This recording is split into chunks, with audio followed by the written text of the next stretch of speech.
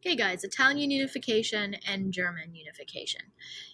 In a discussion of either, we need to begin with France and the French Revolution for two reasons, and I have the information in here highlighted.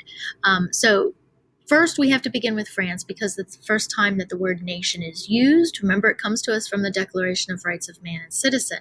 Second, though, and more crucially to our discussion here, is that nationalism, these ideas of a plebiscite, tax reform, lycées, they are going to spread throughout the rest of Europe, in particular because of the Napoleonic Wars. As Napoleon is able to conquer new regions in Europe, he's not only bringing warfare, but he's also bringing new ideas, including the ideas of the nation, right? The revolutionary ideas of the French Revolution. But this is not the only thing we need to know about the Napoleonic Wars. The other thing I have highlighted here is that in response to Napoleon's expansion, militarily as well as ideologically, the rest of Europe, which is controlled by kings, is going to bind together into coalitions and fight against France. So France is an interesting figure here during this period because you can see them as the good guys, the ones who are spreading the revolution, spreading the idea of the nation and that people are the foundation for it. Excuse me. But at the same time, they're trying to conquer militarily. So good and bad. And at the same time, you can see the rest of Europe in both a good and a bad sense because they're trying to fight off the aggressor, who is France. But at the same time, they are doing it in order to be able to keep oppressing people, in order to be able to maintain their power as kings and keep people down here with no power whatsoever. So it's a very complex situation that's going on here, and you have to remember both sides. You have to remember that France is spreading these ideas, but you also have to remember that the rest of Europe is rebelling against it, trying to fight back and destroy France and Napoleon because they don't want their people rising up against them as well. Okay?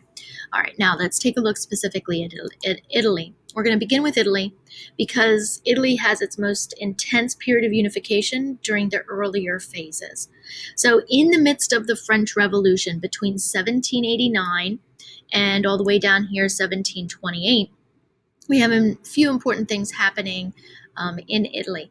Italy is going to start out being controlled by France. During the first coalition, Austria and Prussia is going to be able to band together and push France out of Italy, and Italy will have this period where they are not under French domination, French control, but that is short-lived because in 1812, Napoleon is going to be able to retake Italy. Now, here what he does is he takes Italy, which is made up of all of these little feudal kingdoms, and he breaks it into 3 administrative units. The people he puts in charge of those units have no connection to those kings whatsoever. He also is separating kingdoms so that he's trying to prevent that region from rebelling against him and his control. At the same time, he's trying to weaken the power of the feudal kings. And you do that best by separating their territories so that they don't have that unified body that they can organize and fight you with. So it's a brilliant strategy. Weakening your enemy through separation. And we're going to see it again and again and again throughout the rest of the school year with different European powers, particularly when they go into non-European regions. Okay, 1814. 1814 comes around and Napoleon is finally defeated, right? The rest of Europe wins. The revolution in Europe has been put down. Nationalism has been put down. The old feudal kings of the past have won, right? So they maintain their power throughout Europe, at least for about 20 years. So 1814, Congress of Vienna is going to reinstate all of the feudal kings in Italy. So after the defeat of Napoleon, the question remained, what to do with Italy. And since, remember the purpose of fighting France, since the purpose of the coalitions in fighting France was to maintain kings throughout Europe, of course they're going to reinstate the feudal kings in Italy. So this is why the Congress of Vienna actually chooses to do that. Okay, now between 1814 and 1831, so about a 20-year period, there's a lot of stability in Europe. There are no major wars, no major fighting. And things are really, really stable. The reason for that is that the kings have won. And the kings are able to create that period of stability where people aren't really rising up, at least temporarily, right? But already in 1831, there are little things happening under the surface that are starting to indicate that the ideology of the French Revolution, even though they stopped Napoleon and took back the territory, that the ideas that were spread have stuck, and that maybe people are starting to have thoughts of revolution, have thoughts of independence as well. So we see that initially in Italy with Giuseppe Mazzini. Mazzini is going to use a very interesting strategy. What strategy does he first use? Secret societies. So he forms a secret society called the Young Turks. This is an underground group. They meet in secret. They have an underground newspaper that's distributed in secret as well. Keep in mind that links directly to what Anderson tells us. Anderson gives us this theory of the nation as being something imagined. And because of that, this links then to Hobsbawm. You have to have some kind of communication technology in order to make people feel as though they're part of this nation, experiencing the same things at the same time. So newspapers play an intriguing role here, particularly in this underground movement known as the Young Turks. And what is their rally cry this entire time? I have it here. Risorgimento, or unification, unification, unification. There's an argument that's going to emerge here based on the ideas of the nation, that the people south of the Alps share certain things in common, certain cultural traits in common, and therefore maybe they should unite and become a single country. So why does it need to be done in secret? Don't forget the context of the time. Who had won between Napoleon and the rest of Europe? The rest of Europe. So the feudal kings are in control. And anything like a nationalist group, Young Italy, that emerges, it has to emerge in secret. Otherwise, people are going to be hunted down and killed by the kings who have regained, at least for this 20-year period, control throughout Europe. And once again, what is the strategy that they're using? First strategy we see in Italy is the use of secret societies, underground societies. Moving on, it's about like 15 years later, right? 1848. What do we have happening? We have our first series of revolts. So Young Italy is kept in secret, but shortly after that, now we start to see people actually starting to rebel and revolt. First location where that occurs is Venetia and Milan. Venetia and Milan are both in the northern part of Italy, so they're closest to Austria. They're also the region that's going to be controlled by an outside group. What does Venetia and Milan have in common with the Austrians? Culturally, not much. What do they have in common with people in the rest of Italy? Much, much more. So there's going to be this desire on their part to rebel in part because of that. But more importantly, why do they revolt? Because they truly have been impacted by the ideology of the nation that was spread via the Napoleonic Wars. So why do you start to see rebellions? Why do you start to see revolts? You see them because of the Napoleonic Wars and the fact that the ideologies that spread with the warfare have stuck and that people are starting to embrace them. Now, is this original or initial revolt successful? No, it is not. So you can see here what happens. France, Austria, the Pope, the feudal kings, they all join together to crush the rebellion of Venetia and Milan. And so they are completely crushed. They do not gain any independence whatsoever. And keep in mind, France, the Pope, the feudal kings, at this point, why are they helping Austria maintain control over Venetia and Milan? Simply because they don't want their own people to start to see that regions are rebelling again. Because they think if people see other regions rebelling, they're going to try to rebel as well. So it is nothing strategic to do with them. They're not the ones who control those regions. Austria is the one who controls it. But they're going to help Austria because they're fearful of, once again, rebellion spreading. So that's why they're going to work together.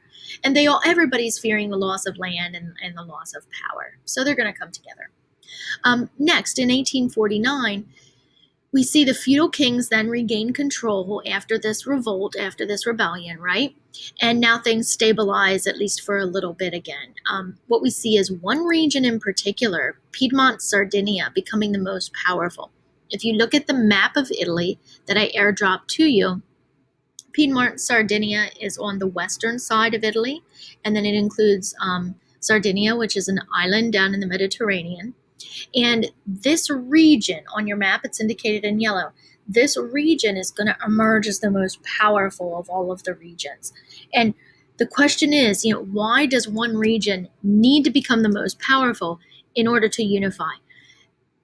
This is a theme that we're going to see, a pattern we're going to see throughout all of these unification examples. It's because it has something to do with the fact that if you have this one strong unifying force, everyone else is going to gravitate toward it. Everyone else is going to join that one group. The problem with German unification, which we'll get to in just a moment, is that for such a long time they had two separate groups. You have Austria and you have Prussia, and they need to, at least in the beginning, battle that out to see who's going to become dominant and to see who's going to control things or be that central nucleus that everything else is going to kind of join around to create the new nation. You have to have one region becoming dominant to have a core that everything else can form around. And 1849 is when that happens for Italy. It's after the revolts are put down in Venetia and Milan, and Piedmont, Sardinia emerges as the most powerful. Okay, so jumping ahead a little bit, 1855. At this point, we're going to see war break out between European nations and some of your huge Asian, West Asian powers, particularly Russia in the north and the Ottoman Empire in the south. So they're going to be fighting over a body of water kind of right smack dab in between them, the Black Sea. And what are we talking about here? We're talking about the Crimean War. So what we start to see now in Italy is that Italian unification is going to rely very much on alliances that are being formed and the way that certain countries are going to end up helping Italy against other countries in order to allow Italy to gain more land, gain more territory, and to unify some of these groups. So alliances are going to become crucial here, warfare and alliances. From here on out, from the 50s on out, it's going to be chaos. There's going to be wars all the time, people fighting back and forth, and alliances are constantly shifting. It's not that you're a friend with Russia this time, so you're an ally of them forever. No, you're an ally with Russia now. 10 years from now, you might be fighting them. Okay, so it's going back and forth and back and forth. These are allies and alliances of strategic importance, not of any lasting, not based on any lasting cultural connections or anything like that. It's just particularly what's going to benefit you at that one moment. So Italy is going to make a strategic alliance with France against Russia in the Crimean War. Not going to give you any more context on Crimea right now. That'll make more sense when we actually study it here toward the end of the week. Napoleon III is part of this agreement. Napoleon III is in charge of France. He's going to agree to help Italy if they go to war against Austria in the future. So look at this arrangement. Italy is going to agree to align with France if, in the future, France will agree to support them if and when they go to war with Austria. Now, is it implied there that eventually they're thinking about going to war with Austria? Yeah, absolutely. Okay. But they're forming these alliances with an eye toward the future and what they might want to do later on. So that's why this is important. They're setting up these alliances that are going to allow them to gain some territory. All right, 1859. Right now, so look, Crimean War, a few years later, what happens next? Well, they go to war with Austria. So Italy goes to war with Austria. France helps them, as promised. And France actually gets Nice and Savoy, which are these very western parts of Italy that now become the easternmost parts of France. And to this day, they're part of France. So France got a little bit of territory, but more importantly, Italy gets from Austria Lombardy, which is this huge section at the top of Italy. So here is our first acquisition of territory, right? First unification. And what strategy is allowing them to gain this first territory? Two. One is outright warfare, but number two, and more importantly, is the alliances that they're forming, the alliance with France. So Italy starts off by using secret societies, but then they start to form alliances and use open warfare in order to gain territory. Okay, moving on. 1860. So 1860, we're going to see a whole bunch of things happening, right? So 1860. Piedmont Sardinia is the one that has led this war against Austria. They have emerged as like the superpower within Italy. So the rest of northern Italy is going to agree to join Piedmont Sardinia. And how do they do it? They do it through a plebiscite. So here we're seeing the influence of Napoleon once again. So they take a vote, a popular vote, and the rest of northern Italy agrees they want to become part of Piedmont Sardinia. So they want to join with them. And there are two people that emerge throughout this period that are very crucial. One is King Emmanuel II, and the other is the prime minister, who's the real power behind this, the real brains behind this national unification. And his name is Cavour. Now, Cavour and Emmanuel II, even though they were one of the kingdoms, they're going to realize that they need to start to unify these separate regions together. So they want the people to they want the people to rise up, but not to rise up against them. They want the people to rise up against those other small kingdoms so that they become the most powerful. Let me say that one more time because I'm not sure if that made sense. So you're going to have the nationalist movement in Italy be led by some of these former kings, in this case, Emmanuel II. Why? He and Cavour kind of see the way the wind is blowing. They know that if they can solidify and unify around their own power, then they can accomplish two goals. One, they can get rid of all the other little kings. But two, they can kind of unify people around them so they don't have to worry about being overthrown. So it's interesting that here you're going to see kings actually leading the nationalist movement. And remember, that's not how it started. The first person is Giuseppe Mazzini, and he's just this guy who's like creating this underground secret society. But now with the rise of Piedmont Sardinia, you're seeing the government itself, this king, kind of embrace the nationalist movement and work toward unifying. So what is the third strategy here that's being used? It's the plebiscite. So we have secret societies, we have alliances and wars, and now we have plebiscites being used. All three strategies coming into play here at one point or another. After Piedmont Sardinia gains the rest of northern Italy through a plebiscite, then they're going to use another strategy to gain the southern portion of Italy, South Italy, Bourbon, and Sicily. So what are they going to do?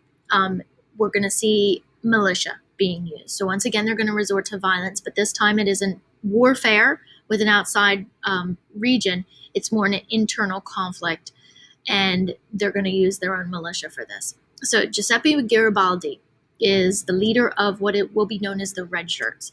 So he takes 1,000 troops and he marches them just south through Italy.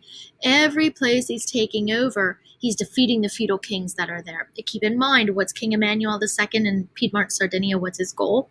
Get rid of all those other little feudal kings, right? So he sends Garibaldi down with the Red Shirts to accomplish just that. So now, what's this fourth strategy that's being used? Violence, but this time internal violence, right? And finally, after those regions are conquered, we see the Kingdom of Italy and the National Parliament being created. So the Kingdom of Italy, Italy actually exists for the first time in 1861. But modern day Italy incorporates some regions that are still missing at this point. So if we look ahead, that's the next question. At this point, what sections are missing? If we look ahead, we're still missing Venetia, right? We're still missing Rome and the Papal States. So these are the last two regions that need to be incorporated for true Italian unification to take place. So the next thing that's going to happen is in 1866, and we're going to have the Austro-Prussian War. So Austria and Prussia are going to fight one another. This is very significant for the German timeline, somewhat significant for the Italy timeline. And why? Because Italy agrees to help Prussia. Once again, what do we see here? We see temporary alliances to get what you want, right? So Prussia is fighting Austria. They need some help, so they go to Italy. Italy agrees to help them, and in return, Prussia promises that after they defeat Austria, Italy can have Venetia back, right? And that's exactly what happens. So the Prussians win, the Austrians lose, and the Italians get Venetia. So this is the next important point, because now we have gained that region of Venetia. What strategy are they using here? Once again, alliances and warfare between other nations. 1870 is the next crucial point for us, because this is when they're going to actually get Rome and the Papal States. Rome and the Papal States is the one holdout within Italy. Everything else has become part of this like greater Piedmont Sardinia, which now is going by the name of Italy, except for this region of Rome and the Papal States. And you can see that on your map as well. So how are they going to get that? Once again, it's going to be through war. But this time, they don't need to do a thing. France and Prussia are going to begin to fight. Italy doesn't become involved at all. All they do is they take advantage of the fact that Prussia and France are now fighting. And this is their opportunity to go in and take over the Papal States. Keep in mind, who controls the Papal States at this point in time? France. So France is occupied with fighting Prussia. Now's our time to go in and take over the Papal States, to take over Rome. And so this strategy is taking advantage of a country when they're weak and when they're preoccupied fighting somebody else. And we've seen this before. Keep in mind, in our Latin America chart that we did for the Latin American revolutions, every single one is taking advantage of the Napoleonic Wars and the impact it has on Spain and Portugal. Spain and Portugal were preoccupied with fighting against Napoleon. That's why they're going to have that opportunity to break away. So what we're seeing Italy do right here regarding taking over the Papal States is very similar to what the Latin American regions had done against Spain and against Portugal during the Napoleonic Wars, during their independence in the early 1800s. Okay, and in 1781, we see this culminating with Rome becoming the capital of Italy, which it is today. And now we have pretty much modern Italy as it exists today in the world. I'll stop right now and come back and do the German one.